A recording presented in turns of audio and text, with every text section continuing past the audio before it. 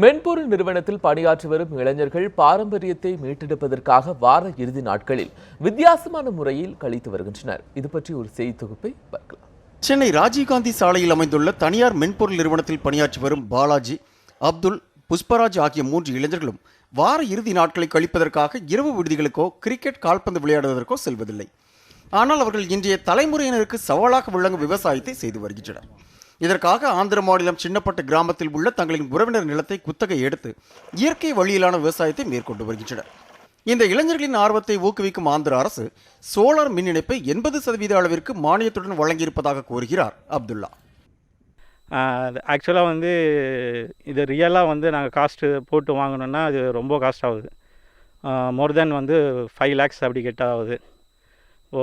Andhra government ஒரு background எதுவும் காசுக்கு எல்லாம் எதுவும் கொடுக்காம ஒரு 45,000லேயே 45 to 50,000 எங்களுக்கு செலவாச்சு.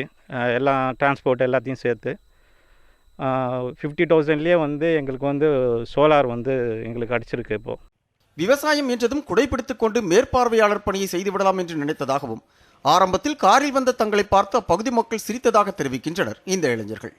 ஆனால் தற்போது விவசாயிகள் ஆச்சரியமடையும் அளவிற்கு நிலக்கடலை விதைத்து சாதித்துள்ளதாக கூறுகிறார் புஷ்பராஜ். வேர்க்கடலையில் எங்களுக்கு 2.8 tons வந்தது ஓவராலாக. கம்பேர்ட் டு கெமிக்கல் எங்கள் ஏரியாவுக்கு போட்டது அவங்க எல்லாருக்கும் 2.25 டன் தான் வந்தது. எங்களுக்கு அதை விட 1/2 டன் அதிகமாக வந்தது.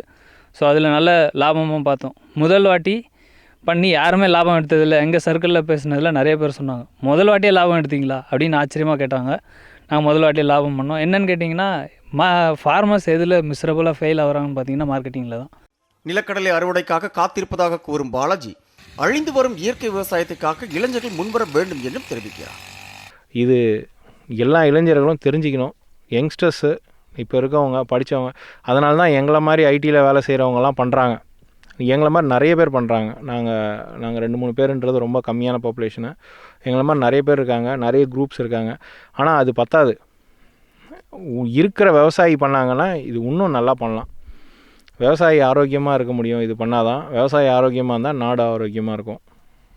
இவர்களின் விவசாயத்திற்கு உதவும் விவசாயி முனிவேல் தற்போது இந்த இளைஞர்களை பார்த்து இயற்கை விவசாயத்திற்கு மாறிவிட்டதாக கூறுகிறார். இவங்க வந்தாங்க இந்த வருஷம் இங்கே விவசாயம் பண்ணன்ட்டு வந்தாங்க. பண்ண பிறப்பு நாங்கள்லாம் அங்கிட்ட தான் சிரித்தோம். இவங்க செய்கிறாங்களே, இது மருந்து அடிக்காமல் எப்படி செய்வாங்க இவங்க? இது வளருமா? பயிர் வளராது. இந்த பூச்சிங்கெல்லாம் வருதல்ல. இப்போது இந்த பூச்சி வரும்போது நம்ம மருந்தாச்சு அது போகலையே, இவங்க என்ன பண்ண வராங்க இந்த விவசாயத்தைன்ட்டு நாங்கள் பார்த்துக்கின்னு இருந்தோம். பரவாயில்ல, நல்லாவே விவசாயம் பண்ணாங்க.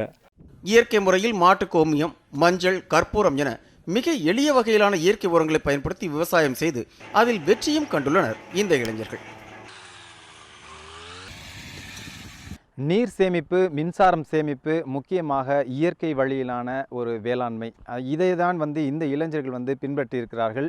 இவர்களை தொடர்ந்து இனி வரக்கூடிய இளைஞர்கள் இது போன்ற விவசாயத்தில் ஈடுபட்டால் விவசாயத்தை வேறு ஒரு பரிமாணத்திற்கு கொண்டு செல்வதற்கான வாய்ப்புகள் அதிகம் இருக்கிறது.